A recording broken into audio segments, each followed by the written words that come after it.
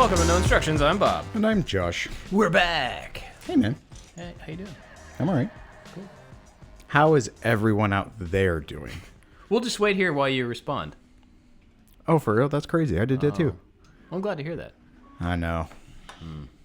That's tough. GameStop, am I right? It's been a while since we recorded. We have not recorded this year. Is that what? No, the last time we recorded was with Matt when we talked about the end of The Mandalorian. That's crazy. Not intentional. We just haven't gotten around to recording. And stuff's been Yeah, going down. beginning of the year is always a lot of planning and catching up and all that type of stuff. So anyway, we're back. Hope everybody's having a good beginning to their year, and you are well and safe and all that. Thank you for all the people who have said they missed the show or have been reaching out asking when it was coming back, stuff like that. We really appreciate that, and we're back now. Well, yeah, I was about to say, exclusive. We're back right now. Yeah.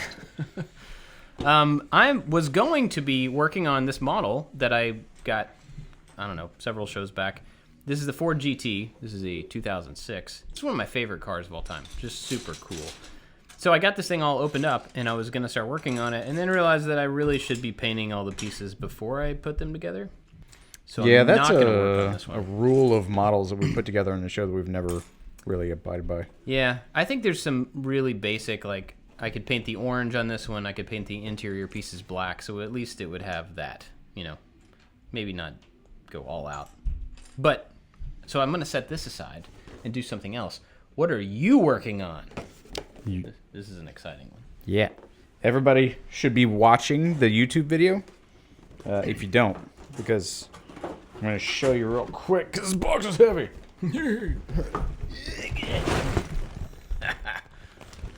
This is the Lego Ecto-1 Ghostbusters hearse. And it's real big. It is very large. And there's lots of bags. Oh, that's what all that stuff is. I spelled out the sticker pack, and there's lots of weird little brown mountain-looking things, and they're rust. So they're Very uniform rust patterns on that vehicle. But, yeah, that's a cool set. yeah, it's really big. And I need to make this set last, because this set was not cheap. Yeah. So maybe by my birthday I'll have it finished. So you have a tendency to just, work as fast as you can on sets while we're recording, and you get things done faster than I do. So you got to. I have that tendency with life. Well, yeah. To just be done with a thing. So I want to, but I still find fulfillment in this set. Yeah. So it's not just I burn through it without No, you just keep moving on it. enjoying it. Yeah, I try my best to. Part of it is the finding of the piece, the enjoyment of the engineering challenge that someone had to go through, the puzzle aspect of it. But then I have all these parts, and I want all of these parts to be in their place. So I have to slow down. So I have bag one of there's 18, 20 bags in there. So going slow. Nice. Well, I think I'm going to start working on the Slave One. This is a Bandai, one of the Bandai kits, and this is a larger model than I was expecting. But when we were watching that episode of The Mandalorian, when Slave One flies around the thing, and they're at the Jedi planet. As soon as I saw it again, I'm oh, that model's going to go up in price. I'm going to order that right now. That's a smart move. So what I really enjoyed about The Mandalorian when they were in the ship is they showed how it rotates. Yeah. I was like, cool. You clever girl. You did not need to put that in there. Yeah. But that was a good touch. And that was all in the volume.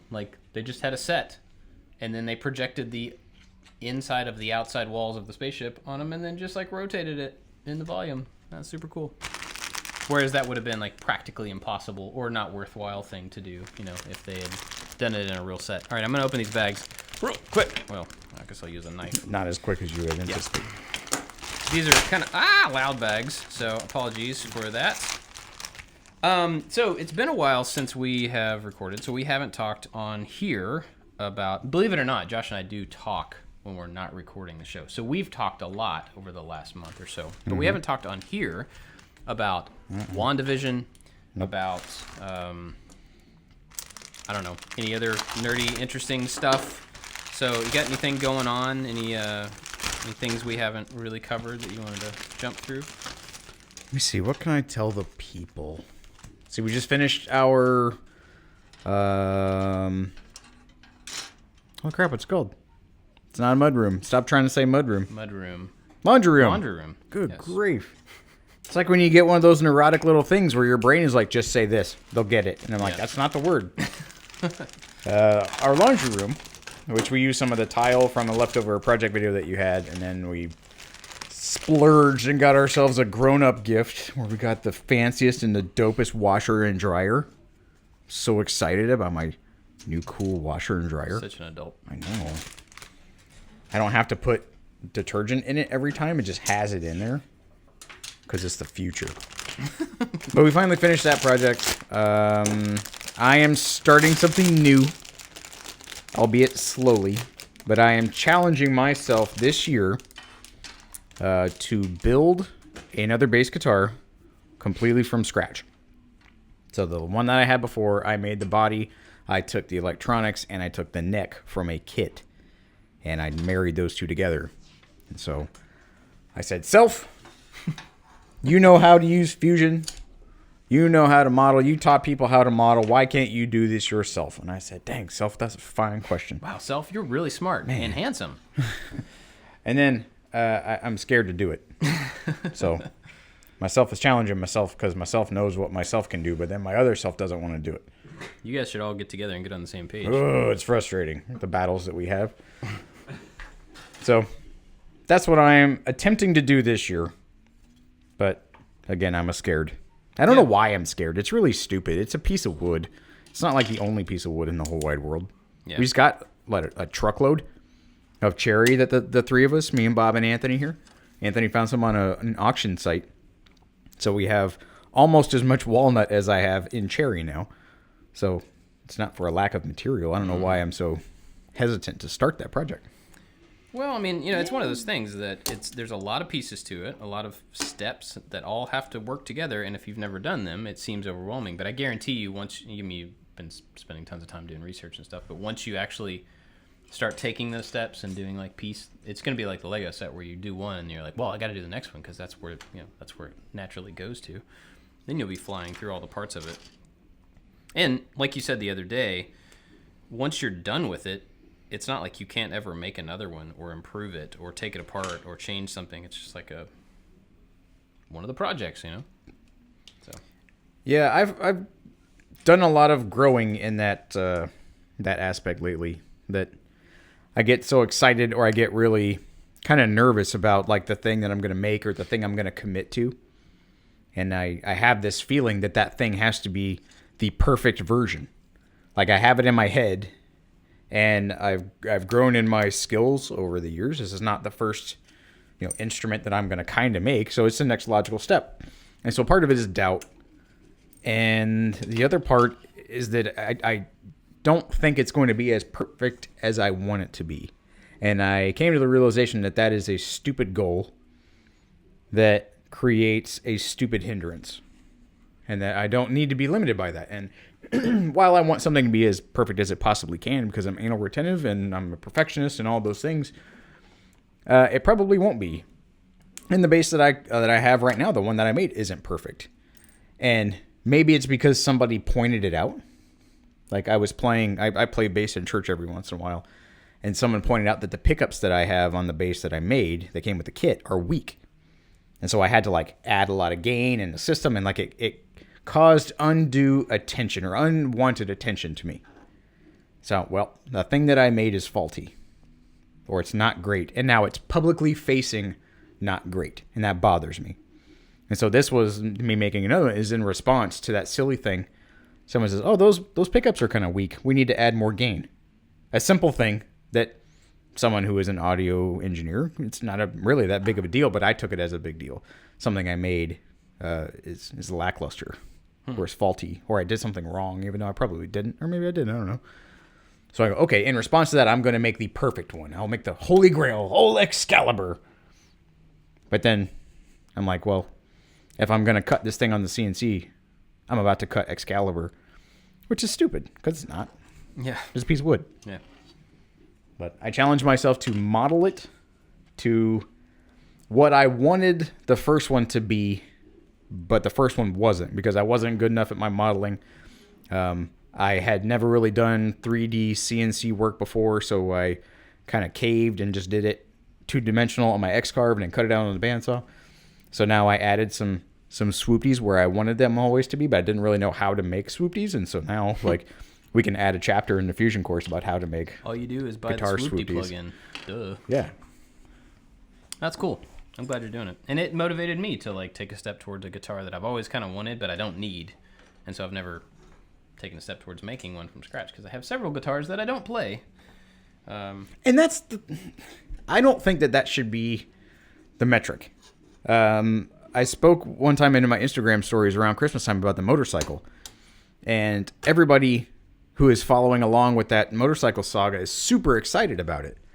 And they want me just to be excited about the motorcycliness of the whole thing and to be in like the motorcycle culture and to ride it and want to do all these things. And like, I mean, I get that they're excited and they want me to share in their excitement. And I greatly appreciate that.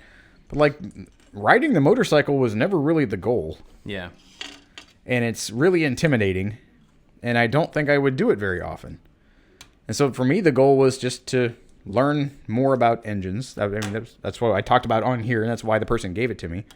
I have learned a lot about engines. I have to get the thing working, and then honestly, I want to sell it. I would be completely content with selling that motorcycle with never having it, actually ridden. So maybe that's just negligence on my part in some fashion, that I'm willing to sell it to somebody that I've never actually tried to ride the thing myself. But I don't know. That was never my goal. Oh no. So yeah. Well, I mean, like in my case, I would play the guitar, just not as much, and maybe it would give me motivation to play more than I am. And maybe once you have the motorcycle running, maybe you will be curious about it, and then you will find that you either like it or don't like it, or your opinion could change once you get pretty far down that road. But yeah, but it's way too cold in my shop right now to try to do anything with that motorcycle. So the last time I tried to get it to run, I set myself some clear goals to where the analogy of this Lego set. With that motorcycle, I tried to sprint. I tried to sprint through it. I want to get this done so that it's off my plate. I'll enjoy the learning process, but I want to enjoy the learning process as efficiently and directly as possible. And so when it became a hassle, I did some research. I knuckled down for like a week. I'm like, this is going to be the big push to get this thing done. And if it is not done by the end of this week, I'm going to put it off till at least the spring. Because we had a project video that was in our house. We did the Murphy bed. Then the holidays and stuff were coming up. And I don't want to sit out in the freezing cold garage and ignore my family with my time off.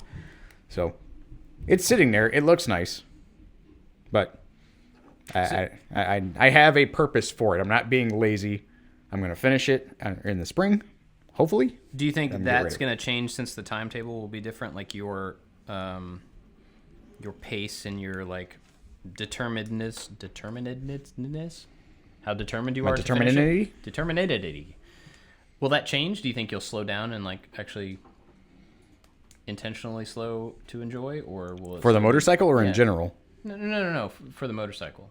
Probably not, because I know what's wrong with it. Like at this point, I have a thing that's wrong with it.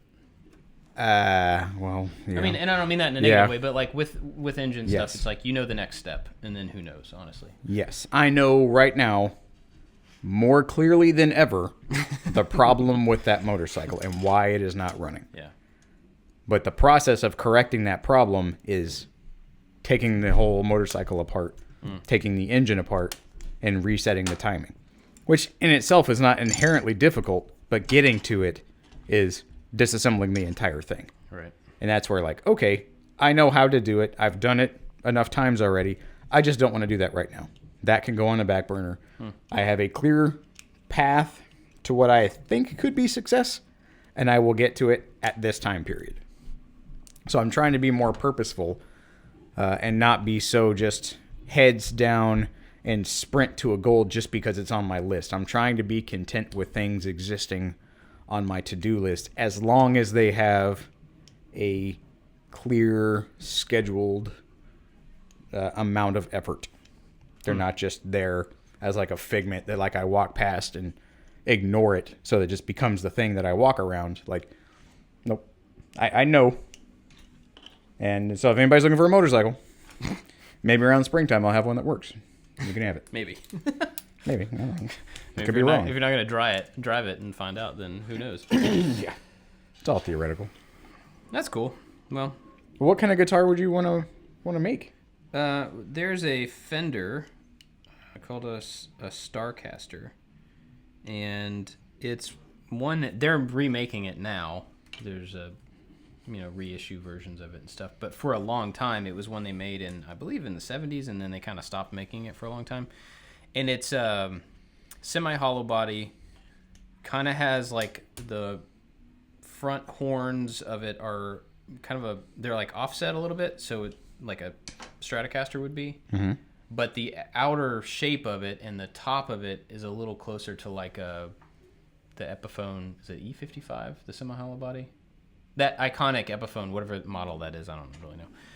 But so it looks kind of like that, except that the horns are offset and the F-holes are not in line with each other. They're a little bit offset. So it's kind of a mixture between the Epiphone look, a Strat, kind of a Jaguar. It's an interesting like middle ground. And I've never owned a semi-hollow body. So it has a really weird headstock. I don't like the headstock. So one of the advantages of making my own would be that I could change that shape. And That's been a fun endeavor because it's a brand icon. Yeah. And so you not only are developing a piece of wood that holds your tuning machines on a guitar or a bass, but you get to design how it looks, and that's a very iconic piece. And when I went to design the second bass, I started with the body because that's what I did before. And I kept hitting all these really annoying roadblocks. And then I realized I was doing it all wrong, as I had to start with the fretboard. Because in the fretboard on a guitar, there's how many strings are you going to have? Mm-hmm. What string spacing? What scale are you going to have? How long is it? And how many frets do you want to have? And is it going to be a headstock that has a scarf joint where it's angled, or is it going to be swooped down like a Fender? And so there was so many questions that I never really thought about. But I had the body. But then when I found a model of a neck somewhere, and I put it on there, I'm like, well, this looks all wrong. I'm like, because I started in the wrong direction. And so it's an interesting exercise that I hope to actually use, unlike the motorcycle. But even if I didn't use it, it's a thing that, I don't know, I'm sure you have it, and a lot of people probably listening have it. It's a thing that occupies space in my head. And there's things that like, what lives in your head rent-free? Have you heard that saying? Yeah. Yeah, this is the opposite of that. It is the annoying neighbor upstairs that won't shut up, and I want to evict it. I want to evict these ideas. I want to see them through. I want to be satisfied with them, and I want them to leave so that the next thing can take their place. Like I can't move on. They're stomping really hard upstairs. I don't know if other people have that same thing. Stomping really hard upstairs. I feel like I'm missing like a very large, obvious piece here, which is probably not good. Does it have a window? No, it's like the main back, big. It's like this shape. Anyway, I'll find it. Maybe I won't. Oh, it's made up of other pieces. I gotcha. Oh, okay, you haven't made it yet. Yeah, I see. Okay, so WandaVision. Oh yeah, WandaVision. Thoughts? WandaVision. I have a feeling I know what your thoughts are going to be. We haven't really talked about it, maybe just a little bit. Well, lay it on me because I'm unsure. I have a feeling that you don't like it. I would not characterize it as dislike. Okay. I'm intrigued, but it is a low level of interest. It's like, oh, this is kind of neat. Like, it's strange and it's weird, and there's these little tiny hints that there's something bigger. And I'm like, oh, that's interesting. But it's not gripping. Like, if I'm watching it, I'm like, oh, cool. What else you got? Yeah. But it's not like it's on every Friday, just like The Mandalorian. They slow drip it. I'm not racing to sit down with the family to watch it. But when I do watch it, I mean, I'm entertained. I thought the last one was pretty neat. So there was, as of recording, there are 3 episodes that's out so far. Yeah. The first 2 that they released. So it's like the 50s, 60s, and 70s era. You want to like lay down the premise of the show for people who may not have watched it? Yeah, so for anybody that doesn't know, it's about, there's spoilers for the movies if you haven't watched all the Marvel movies, but basically Scarlet Witch, her name is Wanda, fell in love with Vision, who's a cyborg robot guy in the movies, and then he died in the movies. She ripped his headstone out. Yeah, they were in love, but she knew that she had to take his brain stone, which is one of the Infinity Stones, out of his head to save all of existence from Thanos. Except that she didn't. Except that she didn't, but she still killed him. Killed him good. Anyway, but it was like a sacrifice kind of moment for them. So the show is the first piece of Marvel content since Endgame. Is that correct? Spider-Man Far From Home. It's after Endgame. Okay, yeah. Which is, related, but most of those characters, there wasn't a direct thing. This is the first TV show. Yeah. Because it was announced an entire line of new content for phase 5? 4. We're on phase 4. Okay. So anyway, this show came out and nobody understands how Vision's even alive because he died in the movie. And then the presentation of the show, every episode looks like a sitcom from a different era of television. So, like you said, we have 50s, 60s, and 70s style shows, but it's a sitcom, and there's something within each episode where you can see this like super-powered lady who can just move things with her mind or whatever, and her cyborg robot purple-faced husband are in a sitcom, and they're trying to hide the fact that they are who they are, but they don't seem to really realize that they're in a sitcom. So it is very, very confusing. Yeah. All around. And I think just with the episode that should come out tomorrow, things will start to become a little bit more clear as to what's really happening, why it's a sitcom, why he's alive, maybe. I don't know. But my kids went into it with and we've watched all the Marvel stuff in order. My kids are like super fans like I am. And so I didn't really give them they saw the trailer for the show, but I didn't give them any indication that it wasn't going to be just another movie of, that style. Mm-hmm. And so we got through the first 2 episodes came out on the same day. We got through the first one, which was all black and white, and they were like, that was kind of interesting, but like, what's going on? Yeah, my son kept asking when they were going to stop. I'm like, I don't know. Yeah. We're going to have to wait and see. And so I've kind of teased them a little bit with there's some reality altering something happening. Who knows who's in charge of it, who knows in control or causing or any of that stuff, but we're just gonna have to wait and see. So they're really interested in seeing how it plays out, and that's kept them all involved with it. So I'm enjoying it. I like the fact that it's breaking out of the mold that we're used to around this type of story, that it's, you don't know why, you don't really know what you're seeing, you don't, it's like with The Mandalorian, I love it, but it's very episodic. You know that at the end of it, you're going to be set up for the next one. And in this show, it's like, you really don't know when things are going to start to become clear or how clear they're going to become. It could get to the end of it and you really don't have any idea what happened in this case or in that case, because it's all leading toward the next phase of shows and movies and, like a broader universe of stuff. And so we may not get all the answers. I think that's pretty interesting. I really like the style. I know it's confusing, and I know it's kind of atypical that, 2020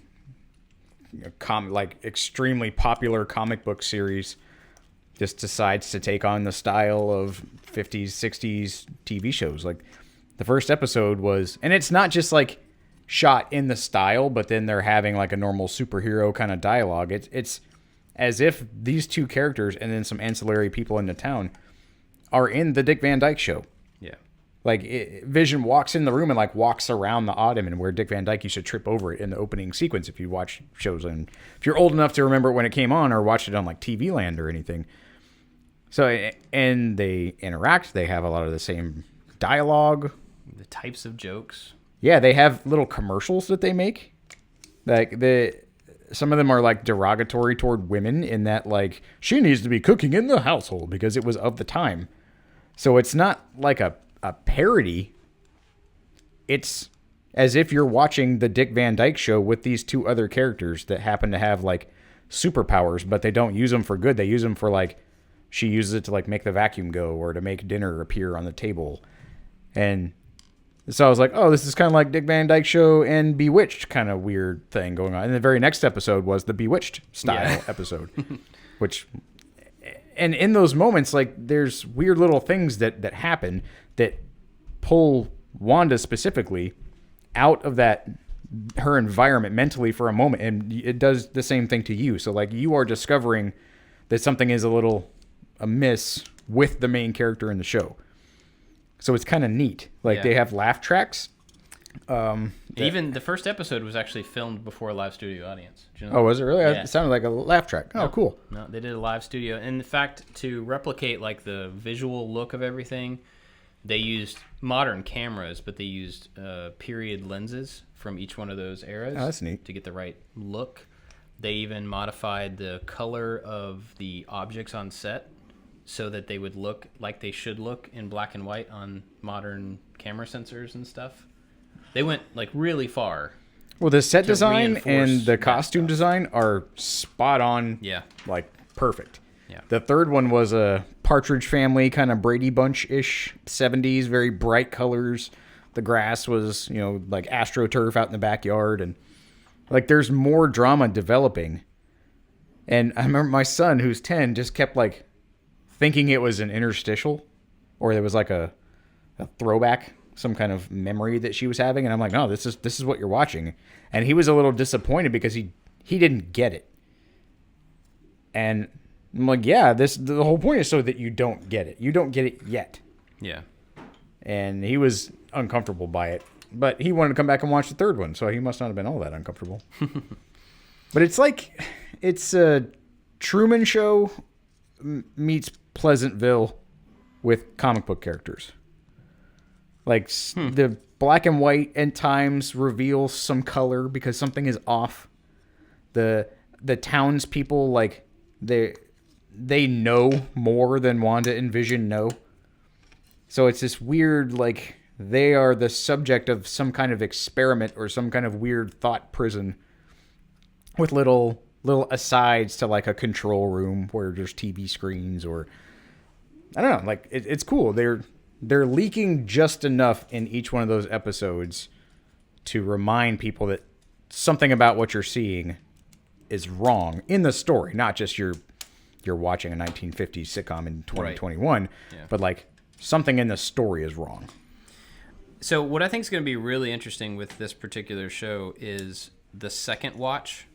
When you go back and you know how it kind of plays out, or at least what's controlling it. I mean, I don't think we're going to, like I said, know everything. But when you go back and watch those first episodes and start to see, they're obviously baking in clues and all sorts of different things that you just can't see at this point. So it's going to be cool to go back and, I think, rewatch it. And it's going to act as a different thing than right now we're just confused, At least I hope. The guy with the bees in the second episode? Yeah.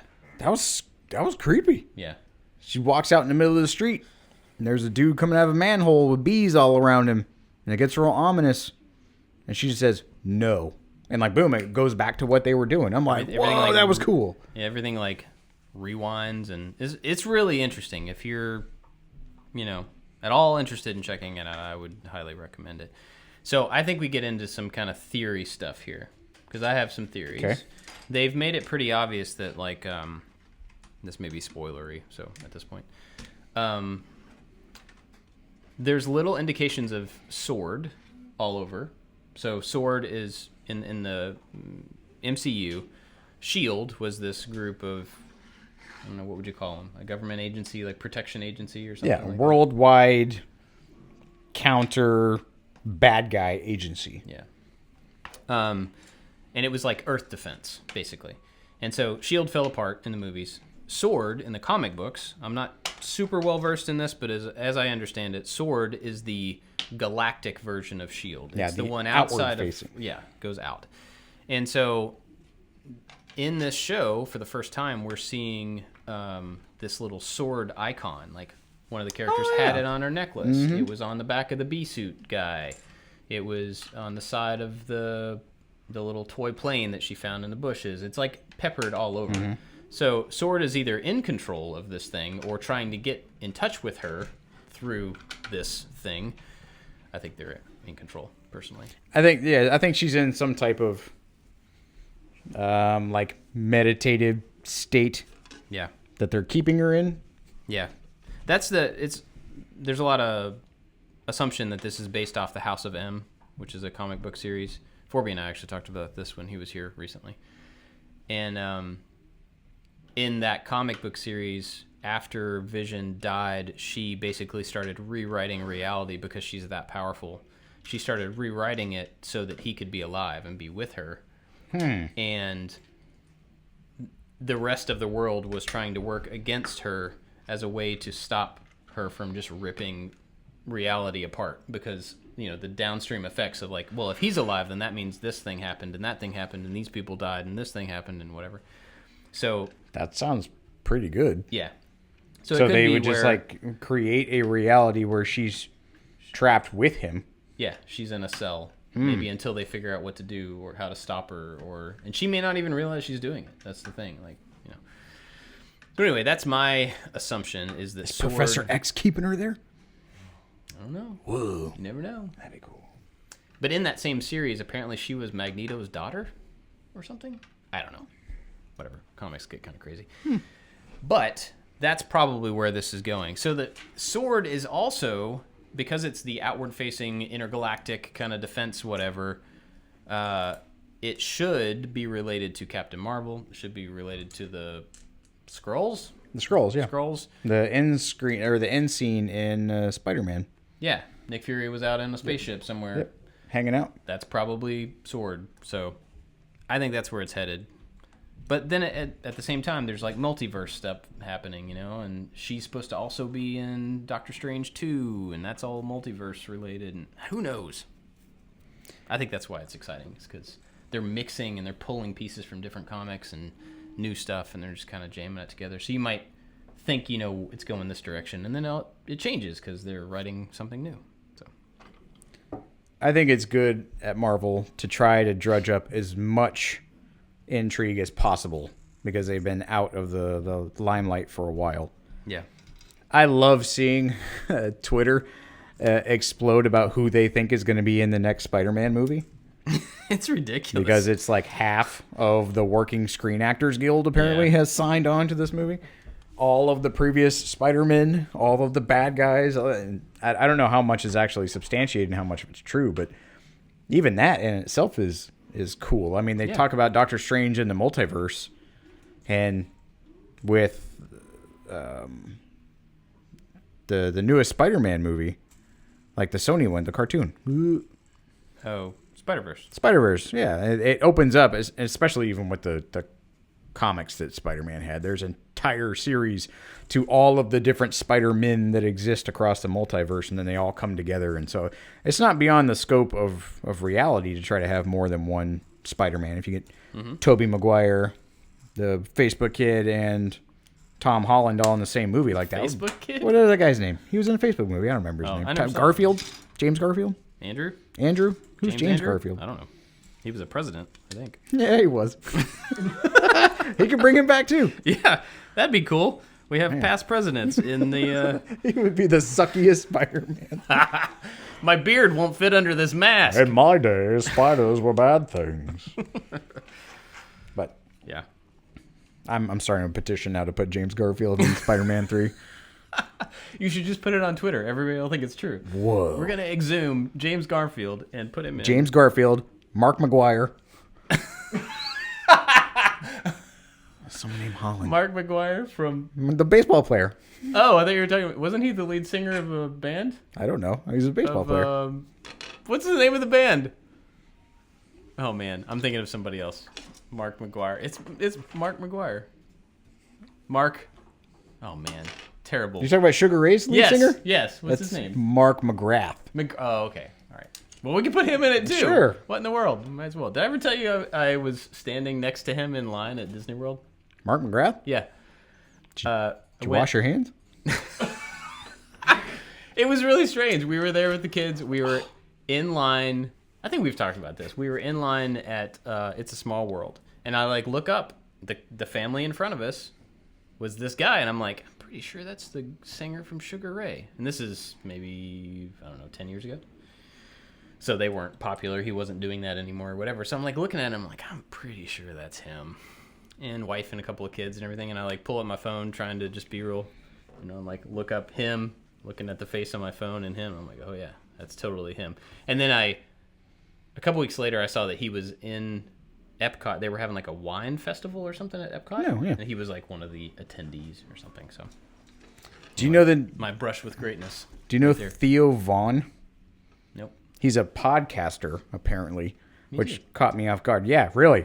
Way to go, Theo Vaughn. Anybody can be a podcaster. You don't have to ask permission. But he was on like Road Rules and stuff back in the day when all that crap was popular on MTV. Yeah, this guy. But I remember when I was in college, I was at UCF, and they had like some people just come to the school to like, I don't know, hang out, answer questions or whatever. And they had free food. And I went there because I was poor and didn't have any food. And I was standing in line to get some spaghetti. And the stinking Road Rules guy like cut in front of me in line. I'm like, hey, bro, it's not the end of the line. He's like, yeah, but I got to go on stage. I'm like, well, good for you. You still need to go to the back of the line. And don't you know who I am? all these people turn around and start talking to him. I'm like, why are you guys feigning interest in this freaking line cutter? Like, no. And I look at him like, oh, you're that guy from the thing on MTV? He's like, yeah, it's pretty cool. And I remember the line that he gave out. Someone was like, how much money do you make on those shows, man? And he was like, not a lot, bro. Like, enough to buy a puppy. That was his line. And I remember like, wow, you're like enough to buy a puppy. You're a turd. Like, okay, sure, turd. And then he kind of went away. And I saw him randomly on the internet in like news settings, I think. And I was like, oh, he's like a correspondent. Yeah, I'm like, why is the freaking Road Rules puppy guy on the news? That guy shouldn't be talking about stuff. Mark McGrath did that too. I guess that's the next logical thing. Like you're on the MTV, and then MTV stops caring about you. Oh, a bunch of pregnant moms are going to be correspondents and pregnant teenagers. That's what it is. But anyway, what the heck were you even talking about? I have no idea. We were talking about comic Spider-Man. books and stuff. Yeah. Yeah. So, let's see. How long are we in here? 40 minutes? Switching gears completely. I found a new game that I think you might like with the kids. So we've talked about Dungeons and Dragons here a few times, and I had asked around a long time ago, and I forgot what the answers were that people would give me, so I went looking for a Dungeons and Dragons kind of primer, like a whole family, how do you get started in that, before you actually get into the game. And there's a game called Dungeon, made by Dungeons and Dragons. And so it's basically just the dungeon half of Dungeons and Dragons, I guess. But it's a board game, all ages, very easy to play. But you get a character, and I think there's 8 characters that come with it, and they have like a race and they have a name and stuff, but it's completely irrelevant to. Well, I guess the race is not. So there's wizards, there's clerics, there's whatever and whatever. And that's the only thing that's important. They have names and they have skills and all this stuff, but it's never used. But you're on this board in this dungeon, and there's these halls and then there's rooms, and they're all connected by these little walkways and steps, and there's doors and stuff. It comes with a mat. You don't have to make one? Yeah, it's just a big game board. And so you all start out in this central hall, and it's level 1. And then as you fan out from it, it goes to level 2, 3, 4, 5, and 6. And then every time you just walk, you can move up to 5 spaces every turn. So you just decide where you want to go within 5 spaces. And every time you walk into a room, you pick a monster card up that matches that level. So if you're in level 1, pick up level 1 monster. When you flip over the card, it has the colors of the types of players, the wizards, clerics, whatevers. They each have a color. So you look at that color, you look at the number, and that's what you're rolling against. And Okay. it's that simple. So it's just like, if you beat that, then you pick up a treasure card that's also the same level 1. If you lose, then you roll for the monster, and that tells you what kind of damage you take. But it's very straightforward, so my entire family can sit down, and it's also completely random. Like, there's no... You don't have to have a story in mind? And there's no decision making. It's just moving, rolling the dice. And the whole point is to go out, defeat monsters, get treasure. Each type of player has a certain amount of treasure they have to get before they come back to the center point of the game. If you get back there first with that number, you win. Oh, cool. So it's, you can play for 30 minutes, you play for an hour.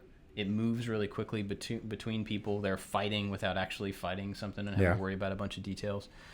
But it's a fun game, and I think even with, like, your kids are a little bit younger than mine, but I think they would totally get it and have fun with it, and kind of gets them ready for the Dungeons & Dragons thing. So my kids have been on a card game kick. My wife found a game called Garbage. You ever played Garbage? I haven't played Garbage. Yeah, it's just you get 10 cards face down, and the whole goal is to get 1 through 10. And so, like, you pick a card up in the middle. If you can use it, if it's ace through 10, you add it to yours. You flip over the card that was in that spot, see if you can use it, and you keep going until all of your cards are flipped over and sequentially ordered. My kids super like that. And my oldest son asked me if I would teach him how to play poker. Which, I mean, I'm not like an avid poker player, but like I kind of enjoy playing poker every once in a while. And I had asked you guys if you guys would be interested in playing poker at one point, because I wanted to build like a poker table, have some nice chips, and I don't know, just as a fun game. So I taught my son how to play, and we didn't play with money. We played with animal crackers. And he was like, do they have like chips? I don't know where he's seen this stuff, but I'm like, yeah, there's chips. I was like, different places have chips. And we talked about the slippery slope of gambling. And so I don't want to use anything that even resembles money, because we have fake money that they earn whenever they do work around the house. And he's like, we can use that. And I'm like, no, we don't want to do that. Yeah. So the animal crackers were getting kind of gross and stale. So I went out and actually got some. You used the same animal crackers? No, but like, you can't eat them afterward, Well, because everybody has been handling them. Yeah. So then you're just wasting animal crackers. Gotcha. So I went out and got some poker chips, and so it makes it kind of seem real grown up and cool and neat. And so every night he wants to sit down and like play a couple of hands of poker. And so my wife and my son and I will play poker in the evenings most nights. That's fun. Yeah, they've been on a huge card game trick. Somebody got them Uno Attack for Christmas. You ever played Uno Attack? Is that the one that spits cards at you? Yeah. No, I haven't played it, but I know. It's an annoying version of Uno. To where you have to push the button a certain amount of times, and it randomly like spits out extra cards, where normally you have to like, oh, you get a draw 2 or a draw 4. So I don't like it. But they don't like it either, which is great. So now we just have a huge stack of Uno cards. So they like playing Uno. Oh, yeah. Like playing Garbage. Like we've been in a... I say we. Like I have tried purposely to say yes to playing games with my kids, where normally I try to find something else to do, or I would be really busy and go like, well, guys, I got this other stuff to do. And so I want to sit down and play board games with them. I'm trying to teach them how to be more gracious losers. If they don't shake hands or high five and say good game, then they don't get to play the next round. And some kids are very annoyed at that, and other kids have learned from that. And so I'm trying to teach them sportsmanship. I want to be more included in the stuff that they do. And I was on the fence about trying to teach my son poker. I thought it was like a little odd. I'm like, well, whatever. I mean, it's a board game. Yeah. Or not a board game. It's a game. If you don't involve money, then it doesn't have to involve money. Yeah, you could lose money betting on Monopoly if you really wanted to, you know? Well, that's where it kind of started, is that he wanted to play Monopoly. I'm like, yeah, okay, I'll play Monopoly. I don't have 6 hours of my life that I can throw away. Invest. Buddy, if you're listening to this in the future, I love you. Nobody wants to play Monopoly. No adult wants to play Monopoly. Yeah. It's not a game. That's just real life. Like, you have to pay rent, and you could go to jail for dumb stuff. Like, it's not even a fun game. Just take my money. So My then kids the idea love of playing Monopoly. poker without actually putting forth money, I'm like, yeah, let's do that. Let's not learn about real estate. Woo. Yeah, my kids have been playing Monopoly past 6 months or so. It kind of picked up from somewhere. I'm not really sure. But they seem to stick with it, which is surprising. Like when I was a kid, man, if we ever made it through a full game, that was something else. But I don't know. Did you ever play Risk? Yeah, I have played it. I never played it a whole lot, but we used to play it at the job I used to have where I was a water survival instructor. We had a little shed out back where we would maintain like scuba bottles and stuff, and we had a big table out there, and we would play Risk, and it got very heated. Friends become enemies very quickly. The rules are pretty straightforward, but you can play the game however you want. And there's people that disagree with certain strategies, even though they're within the confines of the rules, and they get mad. And so whenever somebody would get up, everybody would bust out their phone and take a picture of the game board just to prove that somebody's not lying. Oh, wow. And there was this one guy who was just like a super just intense person in general. And we knew that if somebody was going to flip that board, it was going to be him. So then sometimes it just became we're getting kind of bored. His nickname was Uzi. He was like that intense. So we're like, let's just get Uzi to flip the board. And then it became everybody would camp out on Madagascar and not fight each other. And he's like, but you guys have to fight. I think that's the whole point of the game. We're like, no, we're going to form a coalition. Yeah, we're going to build a commune. Yeah. Coalition of peace while still amassing an army that you can't defeat. He's like, well, this is stupid. I'm like, it's not stupid. And then somebody would start to like move one piece, then everybody would move their entire like Helm's Deep style orc thing at him, and he would get mad and flip the table. But that game can last for days. Yeah. But it's world conquest. It's not, the nuance of the real estate market and railroad development. Woo. It's kind of fun, though. I did enjoy playing Risk in the few times that I played it. I liked it. It's a good one. My kid's got a bunch of different games. I just about cut off a piece I should not have cut off. Glad I didn't do that. My brother's family got my kids board game or like card games each for Christmas, so they had new games to try out. So I let them try them all out before, figure out which ones were fun and which ones were not. And they have one called Taco versus Burrito.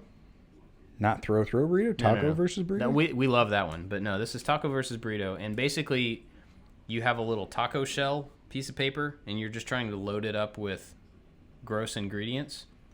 And then whoever has the most expensive burrito at the end wins. Super simple. But they get a good laugh out of it because it's like all the stuff that goes into them is really gross. And you can pick gross things and put it in other people's burritos and stuff like that. So that's one. They had one, something about strawberries, and it's basically like a gardening game. It looked terrible. Terrible. And like I was listening from the other room while my wife and the kids were playing this, and they were just kind of like, what? You gotta plant this and make sure you don't cross into the other line where the other thing's growing. And, it's super confusing and a gardening card game. So, woo. Yeah, I got out of that one. Did I tell you when I went to Qdoba the other day? She's speaking of gross burritos. This lady There's a title for you. At Qdoba, which is like a Chipotle equivalent, got a triple burrito. Like triple burrito. Yeah, their burritos are massive anyway, but she got 3 burrito tortillas, like laid on top of themselves, like a slice of or a stack of coins spread out. So like the MasterCard logo, but with 3 tortillas. And then they poured a newborn baby's worth of volume of food on top of that, and they wrapped it all up. It took like the girl's whole forearm to try to move this thing. And then the foil that they used to wrap a burrito was not enough to cover it. So they had to get more foil to enclose this burrito, this baby-sized burrito. And then the container that they go to like put it in so that she could take it home with her was not large enough. Wow. And they all were really excited because they're like, oh boy, we get to do a double. And she was like, well, actually, I need a triple. And then this girl like, oh, made a noise. And then she called the new person in from the back to like, we get to make a triple burrito. So, was this like a Subway sub, like goes the length of the table, kind of like you get a big one so everybody can kind of eat off of it? Mm-mm. Oh.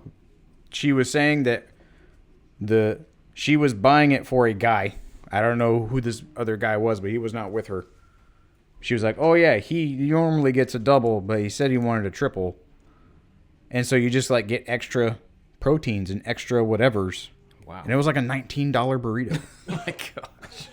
And when I go there, I get the kids' meal, like, bowl, which is like a coffee mug's worth of food, but it's enough to, like, satisfy. I'm not a small person, but that's enough. And then they kind of, like, they got done with hers, and, like, the jubilant, just excited kind of collaborative effort it took all of the people behind the line, and then they slid down to my tiny little shot glass worth of food, and they were like, oh, what do you want? And I'm like, well, I'm sorry, I'm not as grandiose as that thing. You should have asked for, like, a triple kids bowl. So it would have been like a normal adult bowl. But just to sound like you're, like, really hungry.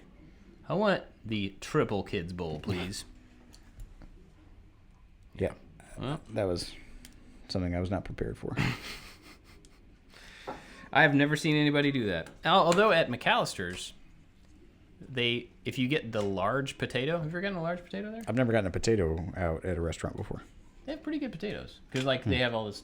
They fill them up with stuff. But if you get the large one, they take 2 giant baked potatoes and they slit the end of one of them, and you open it up, and then they put the other one in it, so they overlap them the same way that you're talking about with the tortillas, and so you end up with about a foot long baked potato.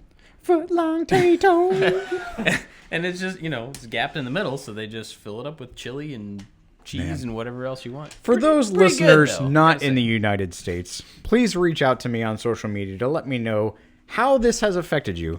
How the triple burrito or the double potato or whatever, like, I don't know. I've lived abroad. That's not a thing. Is this exciting? Is this a caricature of the United States, or is this pretty much par for the course when you think of how we eat as a society? And to be fair, though, like, I reject that thing that says, like, all Americans eat like that, because we don't all eat like that. There are maybe more people here that eat like that, but that's not a normal thing for somebody to get a triple burrito or even a double potato. That's a lot of starch. But it is on the menu.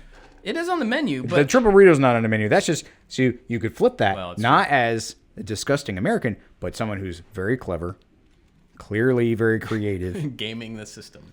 Maybe that one baby-sized burrito was their meal for a number of days. That's true. Which sounds more disgusting now that I think about it. That you would just, like, graze on a child-sized burrito. Never mind. That's not a good thing. Don't try to swing that in a positive.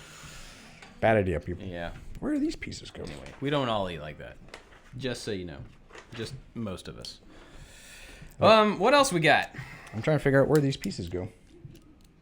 Because I don't see them. One of the things, and I've mentioned this before, one of the things I really like about the Bandai snap-together models is that they are injection molded, that's the word combination, into the correct colors. So you don't have to paint them if you don't want to. You still get the same point. Versus that other model, which I will paint, probably. Like, you can't really put that one together unless you decide, you got to decide up front whether you want to paint it or not. Like, this one, you can get there and then maybe airbrush it to touch it up or whatever. But I also love the fact that they do multiple colors and materials. Like, these are entirely different materials in the same piece of molding. So this one little panel that I'm holding has 4 separate colors of stuff injected into the same panel. I want to see that machine. That's really cool. Because that one is clear right next to a red. Yeah. And that is difficult. Even using red filament, certain red filaments will still leave some of that red pigment in the next line of filament, even though it's like been extruded gray. It still kind of stains it a little bit. So that's impressive to me. Yeah.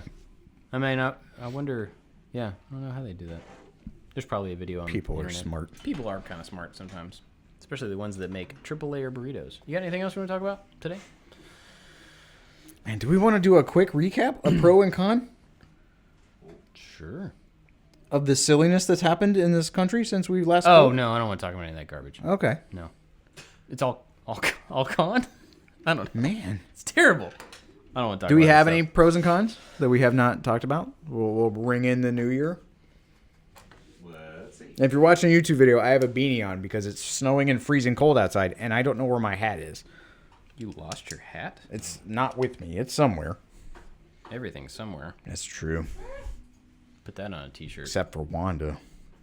She's somewhere. She's in the nowhere. Who put communism on the pro and con list? Oh my goodness. Communism has never worked in practicality because it ignores the entrepreneurial spirit. There you go. There you go. So is that pro or con? Con. Well, Maker Buns put some really funny ones on the list. All right, well, let's pick one and do it. Otherwise, carburetors. I'm going to say con because they drive me crazy. Anytime I've ever had to deal with a carburetor, it's been annoying. I guess pro in that they do the thing they're supposed to do, which helps an engine work. So maybe pro? Anthony, just pick one. This one's a little off season, but we're going to do it anyway. We did that one already. Do we really? I Yeah. gotta check it out. Cinnamon brooms? What is a cinnamon broom? We had that exact reaction last time when someone mentioned cinnamon brooms. They're the like crazy witch-looking brooms that you can get at Cracker Barrel. Oh, that's right. Yeah, I remember I'll now. pick a better one. It's riveting podcasting. Trackballs. Trackballs. What's a trackball? Take a trackball. Really? Mouse. One of these You never had one of those? Oh, the little red one thingies? Well, I mean, some of them were. Like has it where your thumb goes? Yeah, like you use the ball, you roll the ball to move the mouse instead of moving the entire thing around. I used one in college, and that was back when, like 3D modeling, I was in like Softimage or something, and it was kind of the standard for that because you had, I guess, more fine control. Now I'm trying to decide why it was the standard. It was the standard thing to use for 3D modeling, and so I used it for that. But when it came time to like just move around and click on things and surf the internet, when I got to that, it was kind of impractical. So Yeah, I'm gonna say con. the time I've used them has not been for modeling, and it was just cumbersome to use. Yeah, I'm gonna Even say we con. had a modern like puck style add-on for 3D modeling. Yeah, 3D mouse is what that was called. I had never used it before, so the time I tried to use it, stuff was just spinning and going all crazy, so we never used it. And I think we gave it to Evan, from Evan and Caitlin, whenever they came. Which now I kind of want to try one. I mean, I could see it being useful if you got used to it, but at the same time, like, I don't think it offered anything. For me, it didn't offer anything that I couldn't have also done with a normal mouse and the keyboard combo. And that's already there. So, like, having a third thing just for a single use or It's single just application. to view. Like, it just makes the view smoother. Yeah. And that's where I see its benefit. Like, if I was going to screen grab something that we are doing for a project, to be able to spin around it and show it in a lot more fluid manner. Yeah, I could see that. But I would have to stop and learn how to use that thing and unlearn something I already know how to do. Yeah. Mechanical keyboards. Clicky, clacky, clicky. It's never done anything for me. I do not like them. I don't like that sound. It's chaos. I don't like it. They're not all as loud as my obnoxious one. Okay, Anthony said they're not all as loud as his obnoxious clicky, clacky keyboard. But I don't know, maybe I have a sensory thing. I don't like loud noises. I don't like annoying, repetitive, just white noise going on. That sound that he's making, if you can hear that, I hate that sound. So, clicky, clacky keyboards, I'm not a fan. I got Anthony a new keyboard recently, and he was giving me crap about it because I was going to get him a new one. And he was like, you're going to get the right one. And I got him a nice, fancy baller one. But it's silent, It's awesome, too. and he likes it. What does that say? Oh, I don't know. That was just one that I clicked. Oh, it's on here twice. Well, anyway, we'll load those up for next time. Big thanks to our Maker Alliance, who are kind of behind the scenes. We show them stuff early. We get to hang out with them on Discord. And I just noticed this kit comes with the tiny. Sorry, I just looked down. There's the tiny little Han and Carbonite right there. Look at that. Anyway, we get to hang out with them on Discord. We do a monthly hangout. They get discounts for all sorts of stuff. But mainly, it's just a really cool community of people. And they are big supporters of us. They help us out with things. And they're really cool. So thank you to all of them for helping support this show and everything else that we do. They're a big part of it. If you want to join that crew and get all that stuff that I just mentioned, plus a bunch of other stuff, discounts and all that, go to iliketomakestuff.com/join and join. That's why we put that in the URL, because you can join there. So Today I sent out a discount code for all of the products in our store. I sent out free plans and an early viewing of a project video all today to everyone in the Maker Alliance. that's awesome. Yeah. So yeah, go take advantage of that if you want to. But even if you don't, thanks you for listening. Thank you for listening to this. Thanks for hanging out with us and waiting for us to come back this year. And we're back. We'll try to stay on schedule-ish. I've got 16 bags worth of Legos, so I got nowhere to go. Cool. Well, thanks again. Catch you next time. Bye-bye.